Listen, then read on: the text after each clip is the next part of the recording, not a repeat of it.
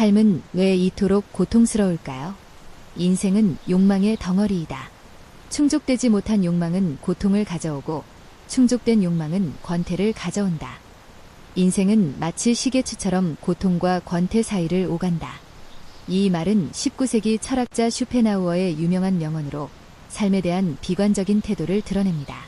삶은 기쁨과 행복이 없는 고통스럽고 지루한 여정이며 세상 만사는 회색 장막에 가려져 있고 인간은 끝없는 고난을 겪도록 운명지어졌다는 것입니다. 쇼펜하우어는 비합리주의 철학을 개척한 유명한 독일 철학자이자 삶에 대한 의지가 세상을 움직이는 힘이라고 믿었던 의지론의 창시자이자 주요 대표자 중 한 명이었습니다. 다른 철학자들과는 다르게 쇼펜하우어는 인간의 비이성적 요소를 철학의 영역에 처음으로 도입하여 삶과 존재에 관련된 주제들을 논의했습니다. 쇼펜하우어는 1788년 부유한 상인 가문에서 태어났습니다. 그의 아버지는 수완이 좋고 유능한 사업가였고 어머니는 지역에서 유명한 소설가였습니다. 불행히도 쇼펜하우어는 젊은 나이에 아버지를 갑작스럽게 여겼고 이는 그의 인생의 중요한 갈림길에서 큰 충격으로 다가왔습니다. 쇼펜하우어는 어머니와 사이가 매우 좋지 않았는데 어머니의 말과 행동을 못마땅하게 여겼고 두 사람은 자주 다투었습니다. 이는 쇼펜하우어가 훗날 여성에 대한 뿌리 깊은 혐오감을 갖게 된 이유 중 하나가 되었습니다. 쇼펜하우어는 그런 가정 환경에서 자라면서 예부의 보살핌을 거의 받지 못했습니다. 그의 아버지는 살아생전에도 종종 우울해 보였는데 이는 쇼펜하우어의 예민하고 의심 많은 성격 형성에 영향을 미쳤습니다. 그는 안정감과 인간적인 사랑을 갈망했고 늘 우울하고 인색하며 이기적이었습니다. 여성을 경멸했고 평범한 사람들과 어울리는데 어려움을 겪었습니다. 쇼펜하우어의 삶은 고달팠고 바로 이러한 현실적인 경험이 그의 이론에 큰 영감을 주었습니다. 쇼펜하우어는 유럽 전역에서 전쟁이 발발하여 사람들이 공포와 고난 속에 살아가던 격동의 시대를 살았습니다. 프랑스 혁명의 실패 이후 전쟁의 유일한 승자는 죽음뿐이었습니다. 봉건 왕조들이 하나둘씩 부활하기 시작했고 유럽의 상황은 마치 대륙 전체의 정신이 사라진 듯 나락으로 떨어졌습니다. 전쟁으로 황폐해진 세상을 마주한 쇼펜하우어는 깊은 절망감을 느꼈습니다. 이상에 대한 환멸은 사람들을 부흥의 길로 이끌었고 모든 것이 새롭게 시작되어야만 했습니다. 광범위한 역사적 맥락과 쇼펜하우어 자신의 성장 배경이 결합되어 그의 독특한 비관주의 철학을 형성했습니다. 1818년 쇼펜하우어는 그의 저서 세계는 의지와 표상으로 이루어져 있다를 완성했다. 아름다운 문체로 쓰인 이 책에서 쇼펜하우어는 세계의 표상과 의지에 대한 자신의 이해뿐 아니라 고통과 그로부터 벗어나는 방법에 대한 다양한 명제들을 제시했습니다. 삶은 너무나 고통스럽다. 쇼펜하우어는 삶의 본질은 고통이라고 믿었습니다. 여기서 여러분은 쇼펜하우어가 지나치게 비관적인 것은 아닌지 의문을 가질 수도 있습니다. 우리 대부분에게 고통은 일시적일 뿐이며 삶은 대부분 행복과 기쁨으로 가득 차 있습니다. 쇼펜하우어는 왜 고통을 그토록 절대적이고 극단적인 방식으로 묘사했을까요? 쇼펜하우어는 삶에 대해 비관적인 관점을 제시했습니다. 삶은 고통이고 세상은 지옥이라는 것이죠. 그의 견해에 따르면 인간은 욕망 때문에 고통받습니다. 인간의 욕망이 고통의 근원이라는 것입니다. 그리고 인간은 수많은 욕망이 복합적으로 얽혀있는 존재이기 때문에 항상 무의식적으로 고통에 시달린다는 것입니다. 사람들의 다양한 욕구가 충족되지 않으면 그들은 욕망 불만족의 고통에 빠지게 됩니다. 욕구를 충족시키기 위해 행동에 나서는 과정에서 사람들 사이의 이해관계에 충돌이 발생하고 주관적인 즐거움은 사라지며 좌절감이 생겨납니다. 반대로 욕구가 모두 충족되면 권태와 피로감을 느끼게 됩니다. 이때 새롭고 더 큰 욕구가 생겨나고 사람들은 그 새로운 욕구를 추구하는 데 몰두하게 되면서 끊임없이 새롭고 다양한 욕구를 채워나가게 됩니다. 그러므로 사람은 어떤 상황에 있든 항상 고통을 느낄 수 있습니다. 아마 누구나 이런 경험을 해봤을 것입니다. 무언가를 극도로 갈망할 때 고통을 느끼지만 막상 그것을 얻고 나면 공허함과 권태감을 느끼게 되고 이는 또 다른 욕망을 낳아 결국 다시 고통 속으로 빠져드는 악순환으로 이어집니다. 쇼펜하우어의 비관적인 인생관은 동양 불교 사상과 유사점을 보입니다. 불교에서는 고통의 바다는 끝이 없지만 되돌아가는 길은 해안이다 라고 가르치는데 쇼펜하우어는 인생을 비극에 비유했습니다. 독자들이 쇼펜하우어의 사상에 공감하는 이유는 그의 철학이 동양 철학과 공통된 주제, 즉 또 삶에 대한 심오한 이해에 대한 탐구를 공유하기 때문입니다. 삶은 고통스러운 여정이다. 욕망은 고통을 낳고 욕망의 충족은 새로운 욕망을 낳아 또 다른 고통의 순환으로 이어진다. 욕망은 무한하지만 그 충족은 유한하다. 이 순환은 끝없이 반복되어 인류를 영원한 고통 속에 가둔다. 좀 더 깊이 들어가 보면 인간의 욕망이란 정확히 무엇일까요? 욕망의 근본과 본질은 무엇일까요? 끊임없이 사람들을 움직여 다양한 욕망을 만들어내는 어떤 힘이 존재할까요? 이러한 질문에 답하기 위해서는 쇼펜하우어의 세계관 두 가지 구분부터 살펴보아야 합니다. 의지와 표상으로서의 세계. 1818년 쇼펜하우어는 그의 저서 세계는 의지와 표상으로 이루어져 있다를 완성했습니다. 그는 세계를 의지로서의 세계와 표상으로 이루어진 세계 두 가지로 나누었습니다. 그러나 궁극적으로 세계는 하나이며 단지 동일한 것의 두 가지 발현일 뿐입니다. 세계는 의지로서도 표상으로도 나타납니다. 이것이 쇼펜하우어 이론의 출발점입니다. 쇼펜하우어는 칸트 철학의 깊은 영향을 받았으며 칸트 철학은 쇼펜하우어 철학의 이론적 원천 중 하나였습니다. 시즌 1에서 우리는 칸트가 제시한 세계의 두 가지 구분, 즉 현상 세계와 사물 자체에 대해 자세히 살펴보았습니다. 현상 세계는 우리가 감각을 통해 지각하는 세계이며 현상 세계 너머에는 알 수 없는 사물 자체가 존재합니다.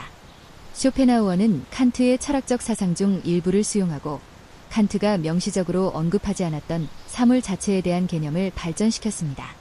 쇼펜하우어는 세계가 현상으로 존재하며 이러한 현상 이면에는 더욱 근본적인 무언가, 즉 의지가 작용하고 있다고 믿었습니다.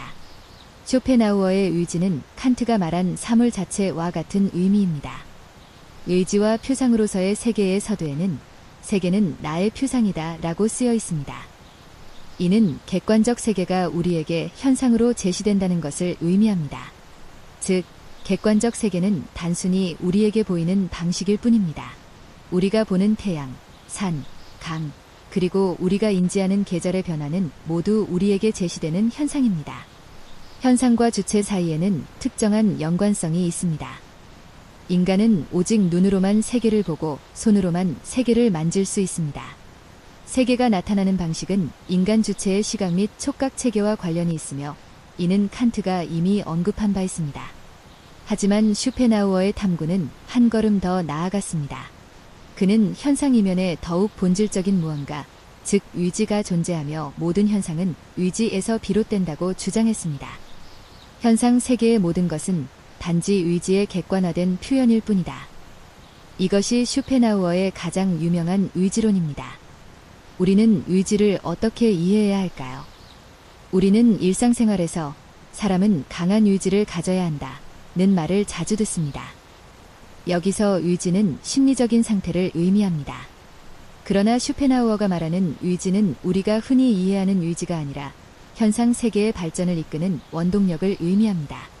예를 들어 물이 아래로 흐르는 것과 익은 과일이 땅으로 떨어지는 것이라는 현상 뒤에는 물이 아래로 흐르게 하고 과일이 땅으로 떨어지게 하는 힘이 있을까요?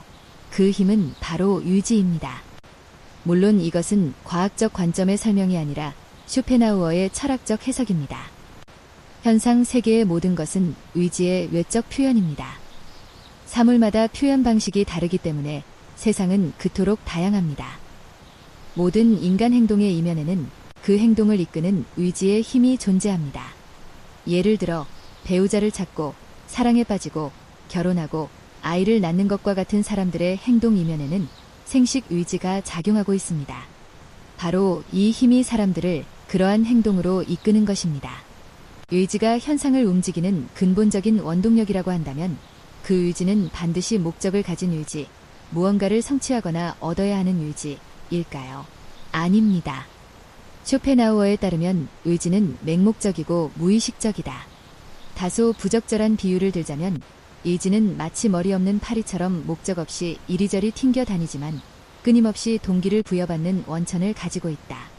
외지는 맹목적인 충동과 통제할 수 없는 욕망으로 나타나며 그 본질은 생존 추구입니다.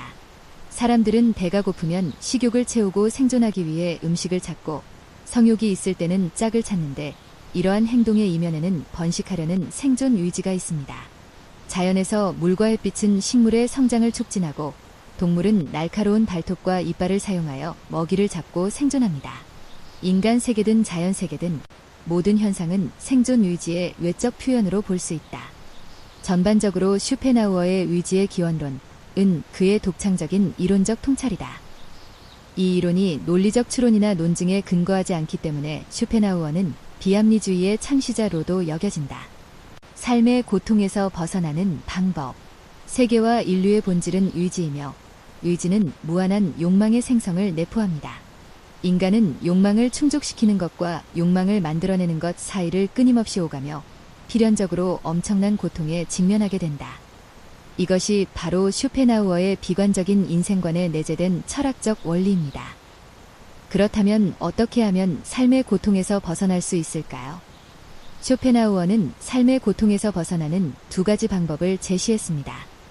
하나는 예술을 통해 미적 활동에 몰두하는 것이고 다른 하나는 완전한 금욕주의를 실천하여 세상에 대한 모든 집착을 끊고 열반의 황홀경과 흔들리지 않는 평화를 얻는 것입니다. 우리가 예술 작품에 몰입할 때 작품 자체와 교감하게 되면서 다양한 감정을 경험하게 됩니다. 그렇다면 왜 예술을 감상하는 미적 과정은 우리에게 이토록 다양한 감정을 불러일으키는 것일까요? 삶의 기쁨과 슬픔, 자연의 법칙, 그리고 우주의 신비는 모두 예술 작품 속에서 다양한 형태로 표현됩니다. 어떤 작품은 음악을 통해 감정을 표현하고 어떤 작품은 드라마를 통해 운명의 기쁨과 슬픔을 묘사하며 어떤 작품은 시의 리듬을 통해 삶을 찬양하고 또 어떤 작품은 회화 기법을 통해 아름다운 설계도를 그려냅니다. 궁극적으로 모든 예술 작품은 삶의 기쁨과 슬픔을 표현하며 자연의 반영입니다. 그러므로 우리가 예술과 관련된 미적 활동에 몰두할 때 자연의 풍요로움과 다양성, 그리고 삶의 경이로움이 눈앞에 한꺼번에 펼쳐지는 듯합니다. 영화관이나 콘서트홀에 들어가 현실과 동떨어지게 해주는 예술의 세계에 몰입하는 순간 우리는 현실 세계의 번잡함에서 벗어난 듯한 느낌을 받습니다. 욕망으로 인한 모든 고통, 압박감, 욕망, 두려움, 불안이 이 놀라운 순간에 사라지는 것입니다. 우리는 예술이 선사하는 더할 나위 없이 행복한 세계에 흠뻑 빠져듭니다. 인간과 자연의 조화, 자아와 예부 사물을 잊게 되는 순간입니다. 이것이 바로 예술이라는 미적 경험이 가져다주는 평온함과 기쁨입니다. 이 과정을 통해 우리는 매일같이 씨름하는 욕망에서 벗어나 욕망에 휩쓸리는 곤경에서 탈출합니다. 궁극적으로 우리는 욕망이 우리를 지배하는 힘에서 벗어납니다. 우리는 고요한 관찰자의 시선으로 욕망과의 관계를 바라보며 심미적이고 감정에 치우치지 않는 태도로 자신을 성찰합니다. 그리하여 우리는 자신을 잊고 욕망을 잊고 괴로움을 잊고 욕망도 없고 차별도 없고 해악도 없는 세상으로 들어가 기쁨과 해방감을 얻게 됩니다. 음악은 의지의 직접적인 반영이다. 쇼펜하우어는 모든 예술 형식 중에서 특히 음악의 중요성을 강조했습니다. 그에 져서 세계는 의지와 표상이다에서 쇼펜하우어는 다음과 같이 말했습니다. 음악은 다른 예술과 다릅니다. 음악은 관념의 반영이 아니라 의지 자체의 반영입니다. 물론 이러한 관념들이 의지의 대상이기도 하지만 말입니다. 이는 음악 예술이 사람들에게 직접적인 영향을 미치기 위해 시각적 매체를 필요로 하지 않는다는 것을 의미합니다.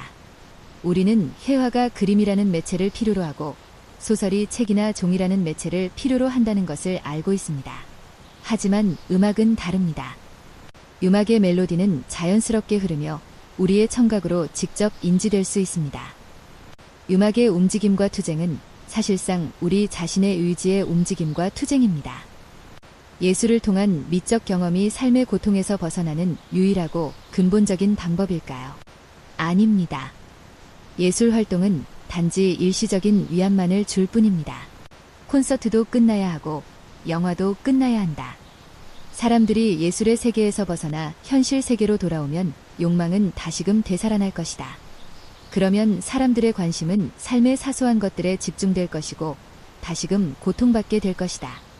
그렇다면 삶의 고통을 완전히 없앨 수 있는 방법이 있을까요? 금욕이 영원한 평화를 가져다 줄 수 있을까요? 고통에서 진정으로 벗어나려면 문제의 근본 원인을 해결해야 합니다. 인간 고통의 근원은 끝없는 욕망과 삶에 대한 의지에 있습니다.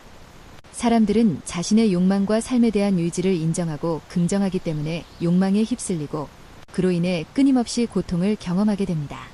그러므로 해답은 의지 자체를 완전히 부정하고 모든 욕망을 금지하며 세상에 대한 모든 집착을 끊어내는 것이다.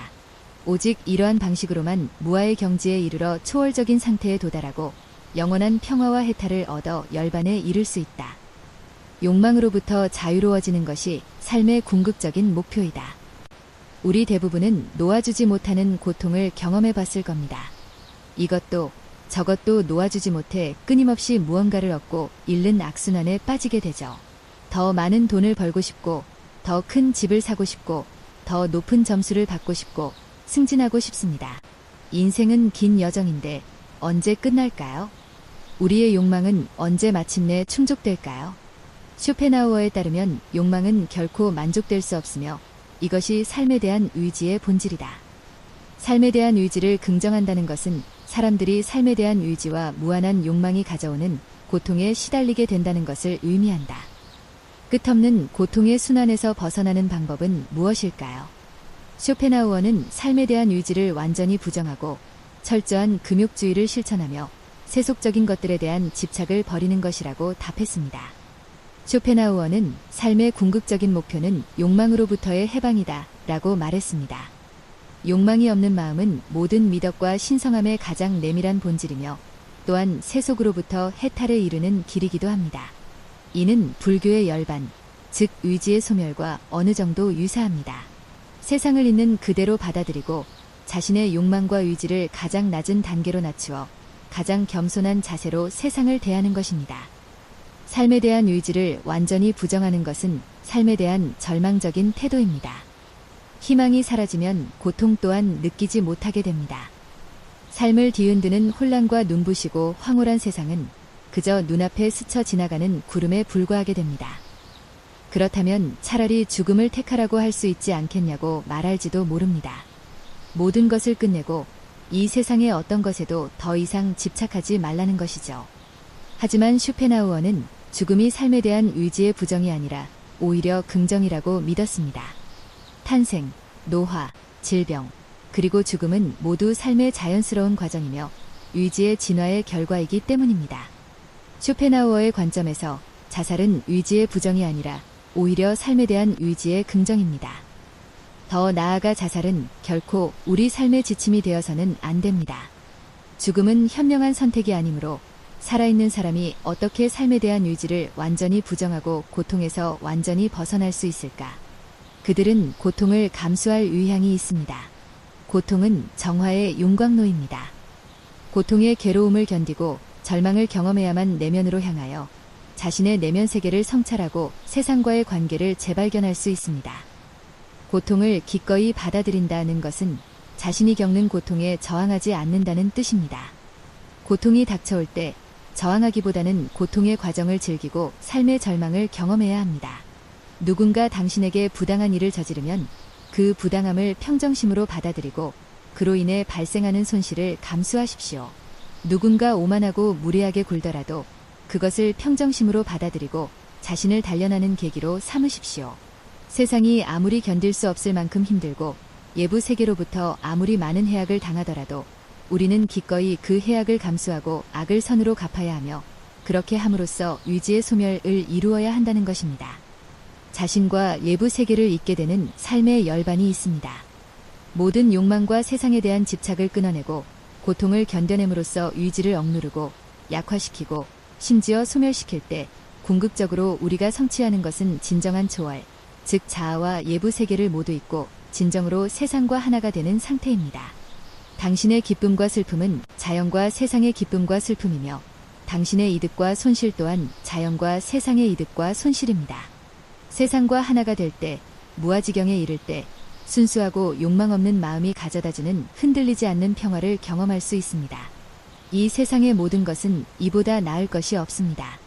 모든 것은 연기처럼 사라지고 모든 것은 소멸을 향해 나아갑니다. 그렇다면 인생에서 무엇을 위해 싸우고 무엇을 움켜쥐려 하는 것일까요?